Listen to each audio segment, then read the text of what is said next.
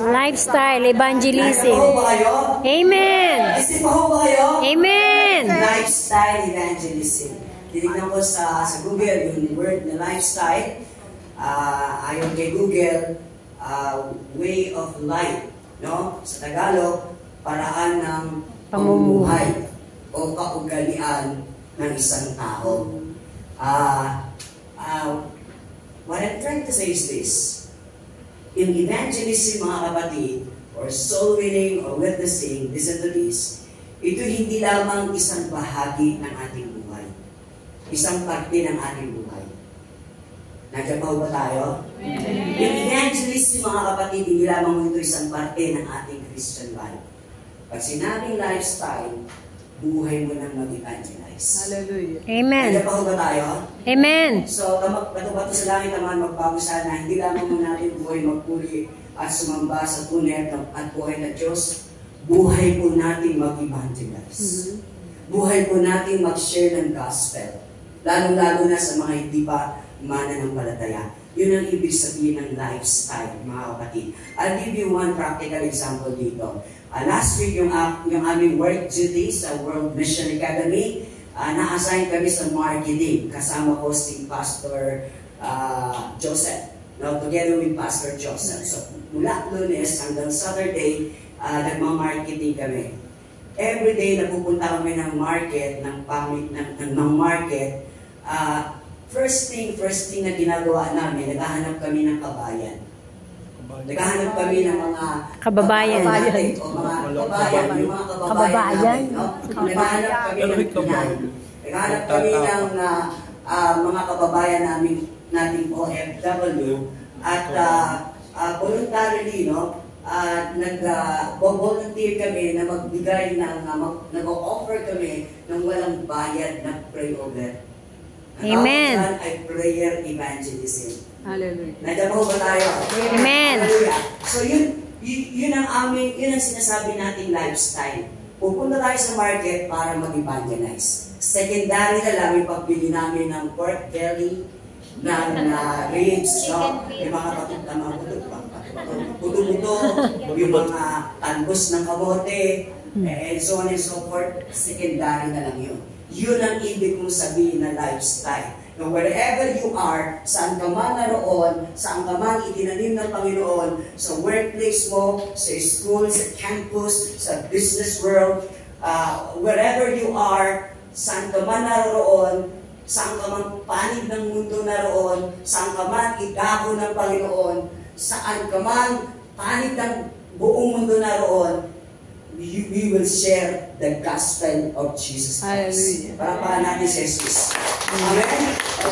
Biblical basis sa market evangelism, Acts 17:17. Pagbabasa niyo doon sa Acts 17:17 na si Apostol Pablo, nakikipagpaliwanagan siya sa mga Hudyo, sa mga Hintil, no? At sa lahat ng nakakatagpo niya sa pamilyang bayan, araw-araw sa marketplace, isinishare niya yung gospel ni Jesus Christ. Nandiyan po ba tayo? Amen? So, praise God. So, bago po tayo pumanaot sa salita ng Diyos, ay recap muna natin. Ministeryo ng pagpapaalala. Review muna natin yung simple definition ng evangelism. Keep it simple. Keep it simple. Ano po yung biblical definition ng evangelism? Listen to this. Listen to this. Pakinggan natin ito mabuti. What is evangelism? Simply, just open your mouth and tell Jesus. Amen. Just open your mouth and tell Jesus. Only Jesus. Hallelujah. Amen? Amen. Only Jesus. Saan natin mabasa yun sa Bible? Acts chapter 4, verse 20. No, sabi sa Acts chapter 4, verse 20, sabi ni na Peter and John, filled with the Holy Spirit, sabi ni na Peter, Apostle Peter, we cannot but tell what we have seen and heard. Hindi maaaring hindi namin sabihin, hindi maaaring hindi namin ipahayag ang aming nakita at ang aming narinig. Hallelujah. That's evangelism is all about. Simply open your mouth and tell Jesus. Wala pa natin si Jesus. Amen? So praise God, puri ng Panginoon. Thank you, Jesus. Lifestyle evangelism. Now, praise the Lord. Ayon po sa survey, o sa statistic, praise God. Thank you, Lord.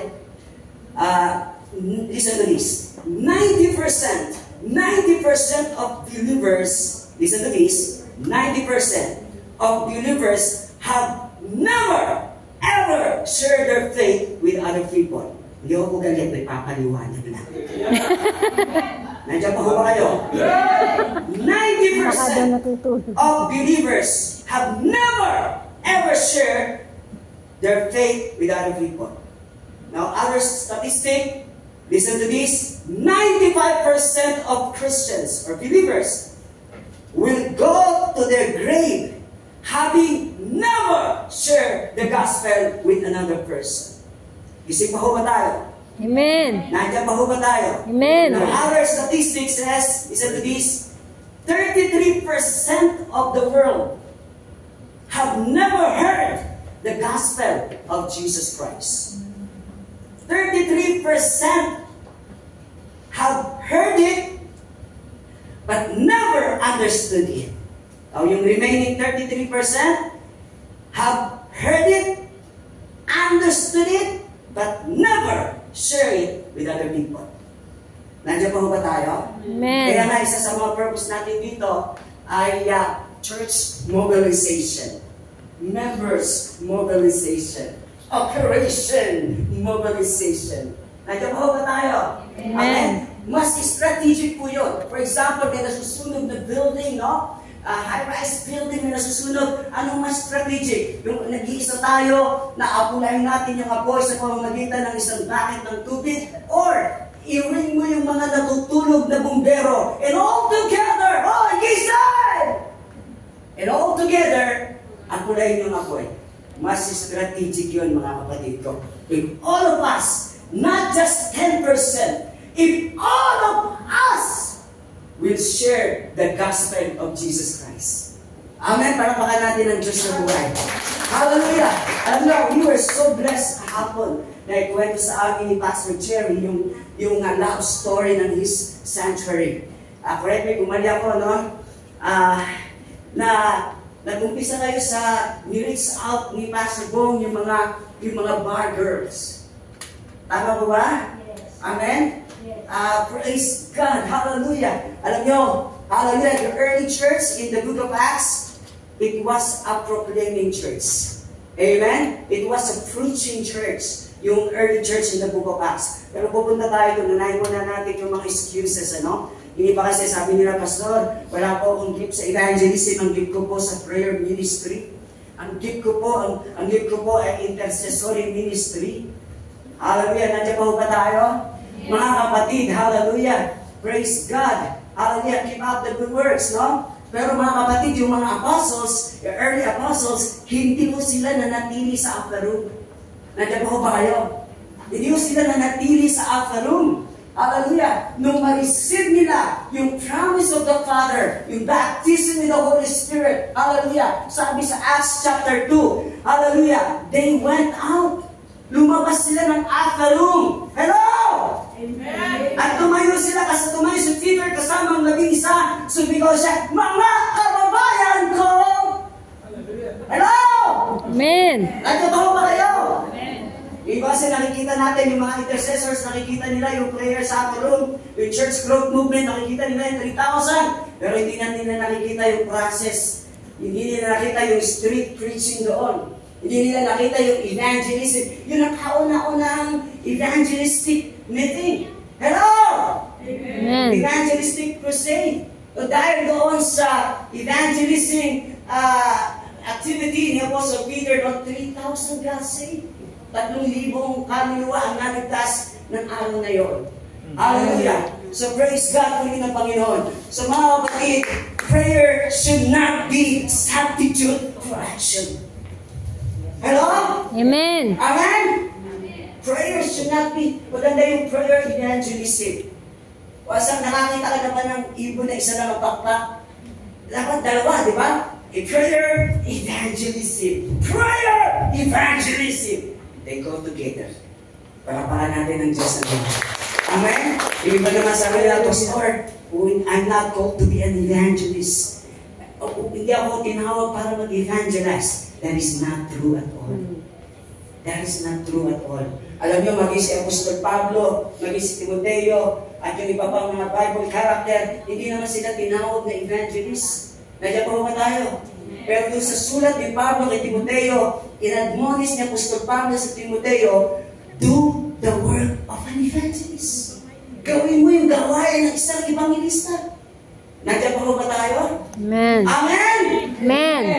Do the work of an evangelist. Hallelujah. So my point, stop excuses. Amen? Amen. Stop excuses. Stop excuses. Hallelujah. Praise God. Tignan muna natin mga kapatid ko yung mga sinasabi ng Bible. What does the Bible says about evangelism? Ano sinasabi ng Biblia? Patungkol po sa evangelism, sapagkat ito po yung ating final authority. Amen?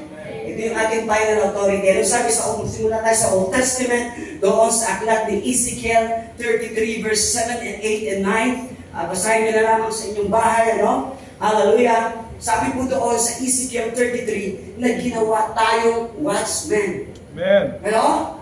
Ginawa tayong bantay ni Yahweh. Nandiyan pa ba kayo? Amen. Makita natin yung mga tao, madlang people, makita natin yung mga madlang people.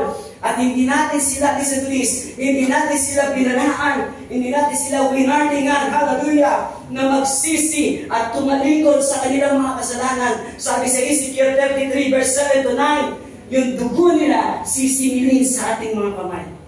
Maliban na lamang kung pinagsabihan natin sila, binalaan natin sila na magsisi at tumalikod sa kasalanan, wala na tayong pananagutan doon. My point is this, mga kapatid ko, these generations of sinners all around us, this generation, we are accountable to God. We are accountable to God. We are responsible to God. Hallelujah. To these generations of sinners. Hello?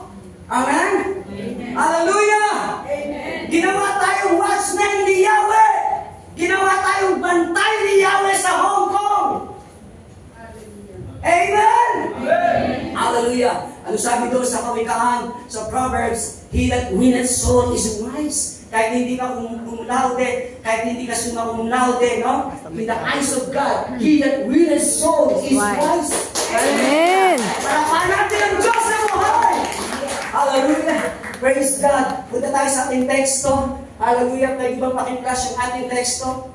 Hallelujah. I believe Jesus is the greatest evangelist of all times.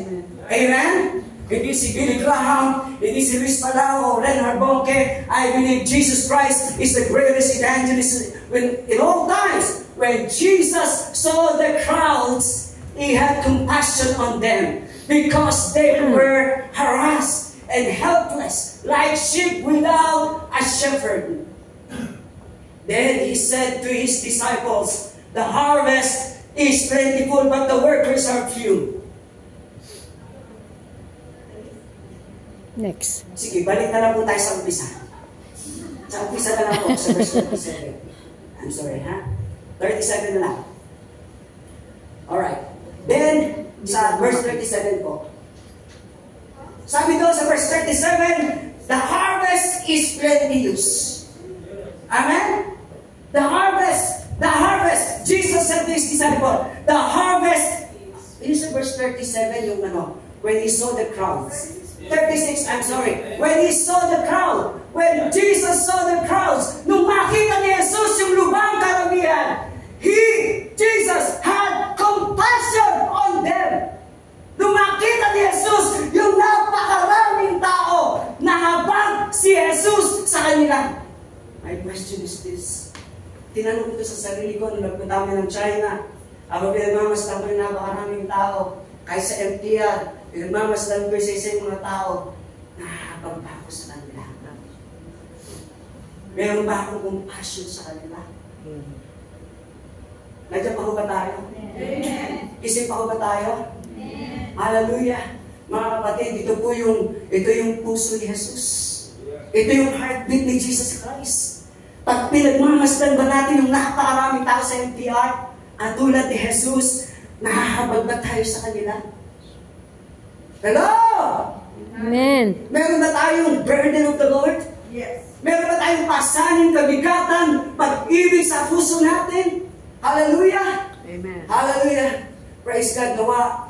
By next, sa susunod na araw, iba na yung ating pananaw sa mga tao. Amen. Nakikita natin sila through the eyes of Jesus. Through Amen. the eyes of Jesus. Amen! Amen. Hallelujah! So praise God po din ang Panginoon. Thank you, Jesus. So sabi dyan, hallelujah, praise the Lord po din ang Panginoon. Thank you, Jesus. Alam niyo, sabi ko sa Matthew chapter, sabi ko sa Matthew chapter 10, verse 32 to 33, pag kinilala natin si Jesus sa harapan ng maraming tao, kikilalanin din tayo ni Jesus sa harapan ng Ama sa araw ng Panginoon. So bakit kapag ikinatuwa natin si Jesus, ikinahiya natin si Jesus, ikinailan natin si Jesus sa harapan ng maraming tao, ikakaya din tayo ni Jesus, itatatuwa din tayo ni Jesus sa harapan ng Ama sa araw ng paghukom. Listen to this, mga kapatid ko. When Jesus was hung, listen to this, when Jesus was hung on the cross, literally talaga naked si Jesus, no? Walang sablot si Jesus. When He was naked on the cross, no, hindi Kanya ikinahiya. Kaya hindi natin dapat ikaya si Jesus!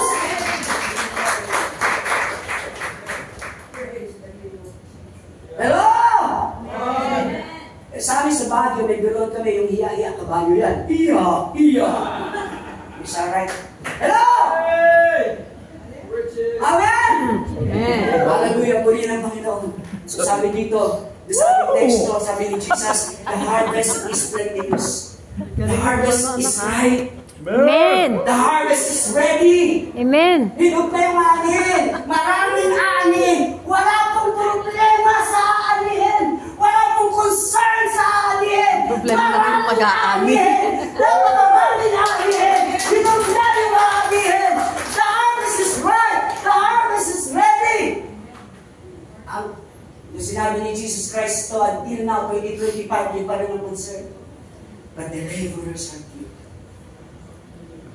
Ngunit kakaunti ang manggagawa.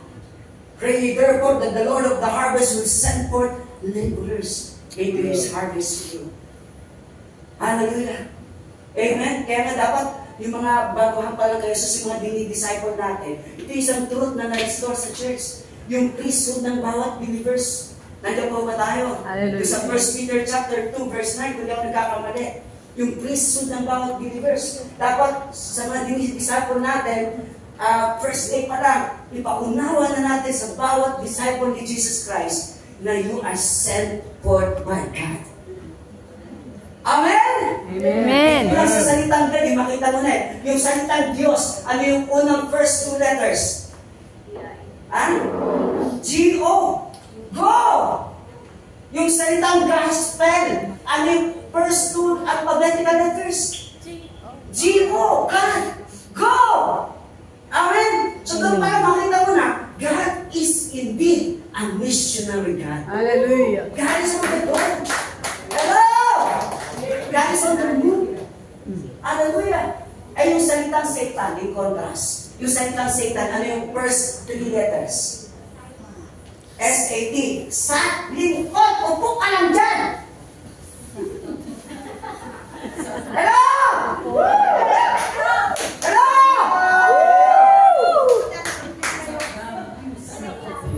Lingkod ka lang dyan, ha? Ambo. Amen! Hallelujah. Alam niyo, sabi sa Romans, sabi sa sulat ni Pablo sa mga taga-Korinto, "Woe to me if I preach not the gospel of Jesus Christ."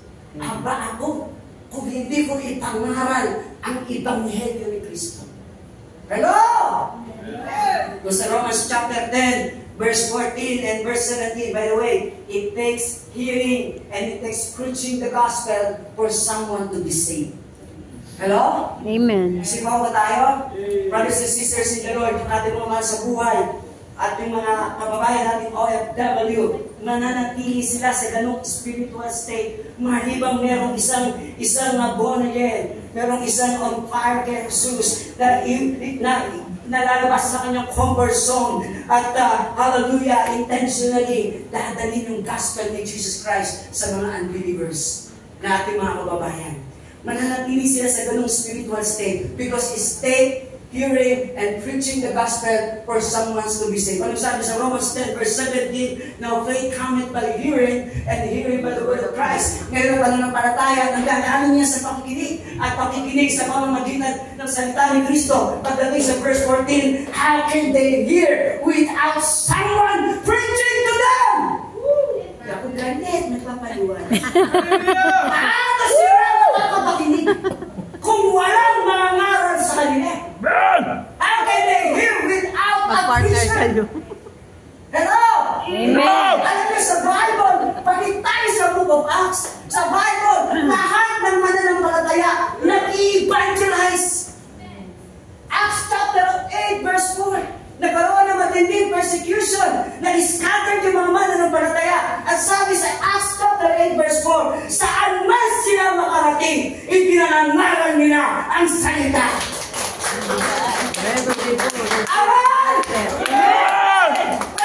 When they preach the word, Hallelujah. saan man sila makarating, pinangangaral nila ang salita. So sa Bible, sa Book of Acts, the early church, lahat po ng mga ordinary na mananampalataya, lahat po mga preacher. Lahat po nag-evangelize. Hindi lang kapag evangelism time, hindi lang kapag outreach time, lifestyle na po yung evangelism sa kanila. Amen. Palapakan natin ang Diyos sa Diyos. Kaya tayo sa Romans chapter 10, verse 14, sabi doon, how beautiful are the feet of those who bring good news. Kaya inang pagmasdan, yaong paa nagdadala ng mabuting balita. Kaya kahit ang paa natin ay merong patay na kuko. Hello? Ay, patay na lahat. Hello? Because nagdala ka ng gospel ni Jesus Christ. How beautiful are the feet of those who bring good news. Sa Bible, ang ganda, wala sa mukha. Ang ganda nasa paa. Amen. Hello? Amen. Hallelujah. Kaya nga, muli kong tatanong ito sa bawat isa, when was the last time you preached the gospel of Jesus Christ? Outside the four walls of this church. Outside the four walls of this church. When was the last time? You know, yung misis ko mati sa yung church, pero nag-GG12 sila. At advice sa akin ng senior pastor, mag-undergo kami ng chika. Okay, nagsabit ako.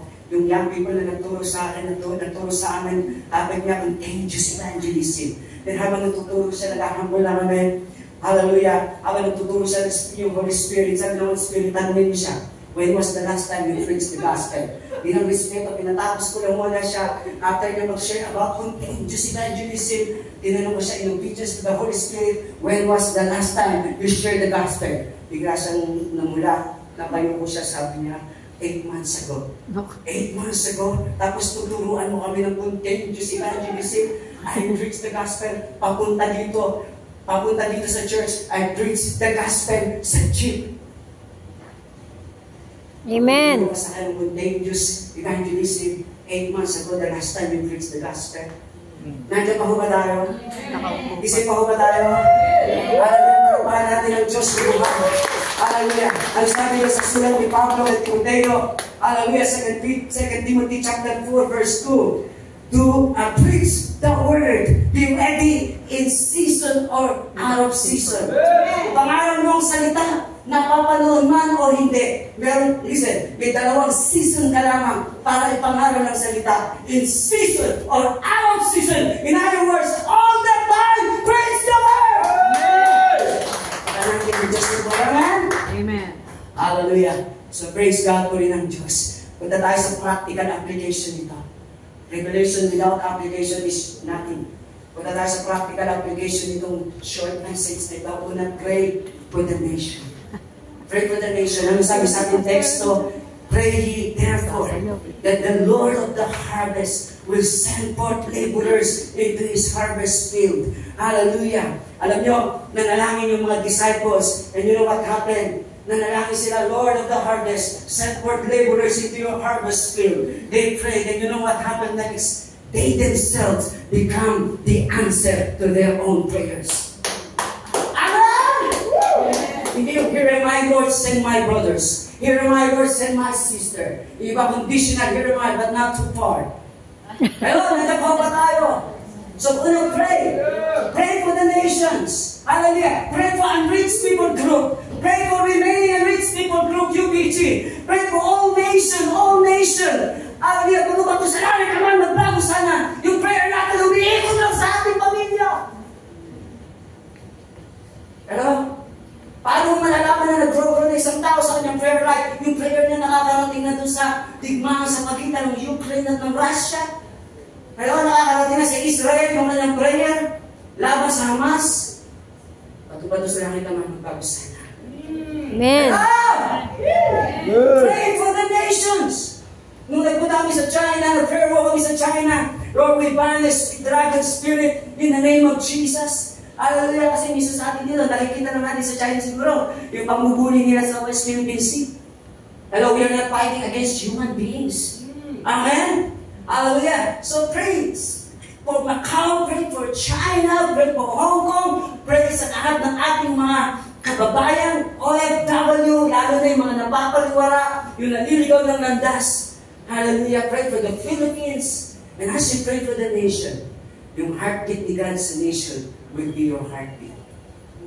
Amen? Amen. Amen! No, prayer walk! No, prayer walk! Habang naglalakad kayo dyan sa Jordan Road o kung man yan, hallelujah, pray for all OFW. Mas fruitful yun. Mas productive yun. Hello? Amen? And as you pray, you must be willing to be the answer to your own prayer. Para makanap ang Diyos ng Lord. Hallelujah. So pray. Hallelujah. For the nations. Pagparin niyo yung World Mission Academy. Alam niyo bang ginagamit ni Lord mightily yung World Mission Academy para ma-equip yung mga Filipino pastors na katulad namin? Amen.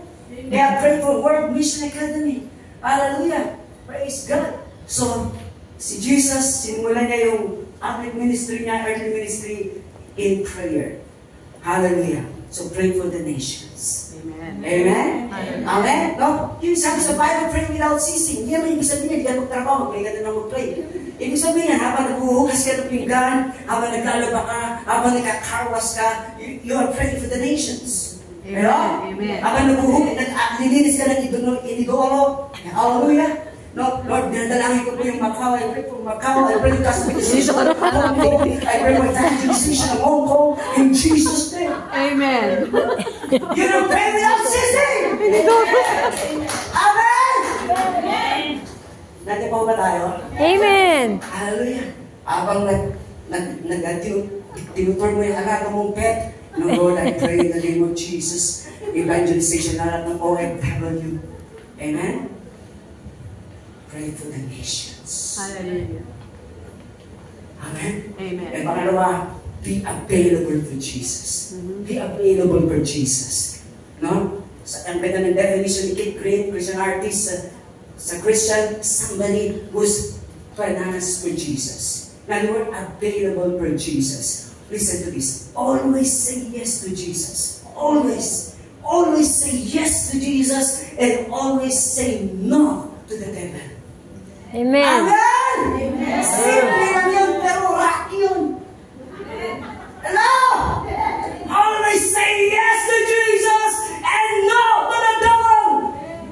Amen. Simple lang, pero rock yun. Amen? Yung simple yes mo, yung simple obedience mo, it will change history. Amen. Hallelujah. Amen? Kaya kasi able, pero hindi available. God is not looking for our ability, but God is looking for our availability. Be available for Jesus. Amen. And always say yes to Jesus. Always say yes to God's will. Amen. There's blessing in obedience. Yes. Amen. Tatlo, testify Jesus. Testify Jesus. Ipatotoo natin si Jesus sa John chapter 4 verse 39. Ito yung prayer and declaration ko sa inyo. Sabi doon, one day old, listen. One day old pa lang yung faith niya. Isang araw pa lang niyang na-encounter si Jesus. Iba sa atin dito, pistahin na. 1 year, no? Basta tayo na. Ito, 1 day old pa lang. Pero sabi sa John 4:39, maraming Samaritano sa bayang yaon ang sumampalataya kay Jesus dahil sa patotoo ng babaeng ito. Amen! So there is power in testimony. Revelation 12 verse 11, we overcome the devil by the blood of the Lamb and by the word of our testimony. Keep testifying what the Lord has done in your life.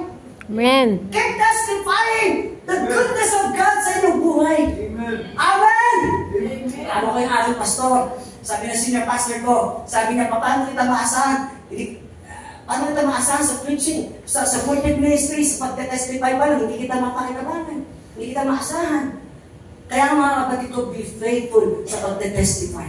Diba, yung testimony natin, hindi yan subject to refute. Hindi yan subject to debate. Hindi ka pwedeng i-refute yan sapagkat personal experience mo yan. Amen? Amen. Hallelujah. Parapakan natin ang Diyos na buhay. So, testify Jesus. Bawal yung chismis. Kung isa lang ang dapat natin i-chismis, si Jesus. Amen. Amen. Yung buhay ni Jesus, yun ang dapat natin i-chismis at ipanganandakan. Amen? Hallelujah. At pang-apat, preach the gospel. Amen. Preach the gospel. Preach the gospel. Faithfully. Faithfully. Faithfully. Preach the gospel faithfully. Biblical sowings of reaping and sowing. Reaping and sowing. Mas marami kang italin ng seed ng Word of God. Mas marami kang aanihin. Woo! Amen?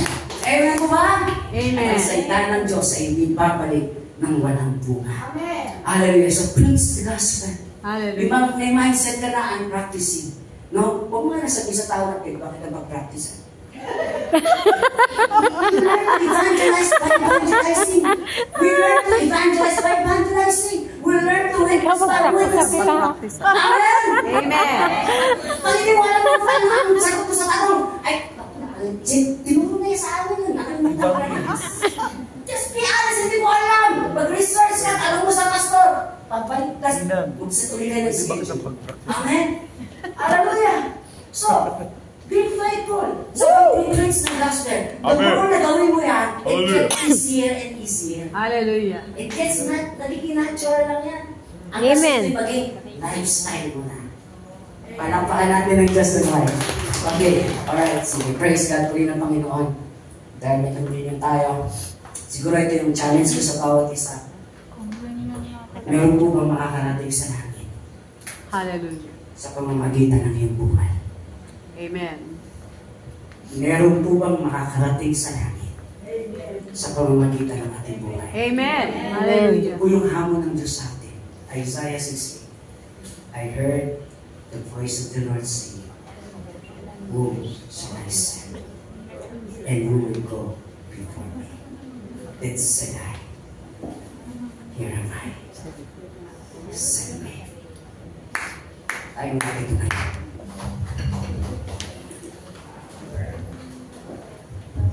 Hallelujah. So, upo kayo ng pag-pray. Pinubang taas natin ang ating kamay sa Panginoon.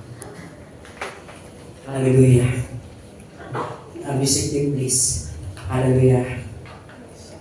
Hallelujah. Oh, Jesus. Yes, Lord. Yung panghuling puntos po nito, mga kapatid ko, be filled with the Holy Spirit. Yan yung last point nito. Be filled with the Holy Spirit. Tarry or wait in the city of Jerusalem until you are clothed with the power on high. Yes, Lord. Manatili kayo sa syudad hanggang sa kayo'y masangkapan ng kapangyarihan na mula sa itaas. Acts 1:8. But you shall receive power when the Holy Spirit comes on you. And you shall be my witnesses. Both in Jerusalem, in all Judea, in all Samaria, and to the ends of the world. To the ends of the earth. Right now, hallelujah, as the music team leads in one song, hallelujah, I want to pray for you right now. Hallelujah. Thank you, Jesus. Hallelujah. Hallelujah. Hallelujah. Father God, in the name of Jesus, with the power of the Holy Spirit. Yes. Father, I pray in Jesus' name. Empower each one of us right now. Empower us right now. Hallelujah. Mula dito sa unahan hanggang sa likuran. Mula sa pinakabata hanggang sa pinakamatanda. Lalaking babae. Empower us right now with your Holy Spirit, Father, in the name of Jesus. Amen. Hallelujah. Father, in Jesus' name, I pray that you fill us with your Holy Spirit, O Lord God. Father, I pray for the infilling of the Holy Spirit right now in the name of Jesus. Yes, hallelujah.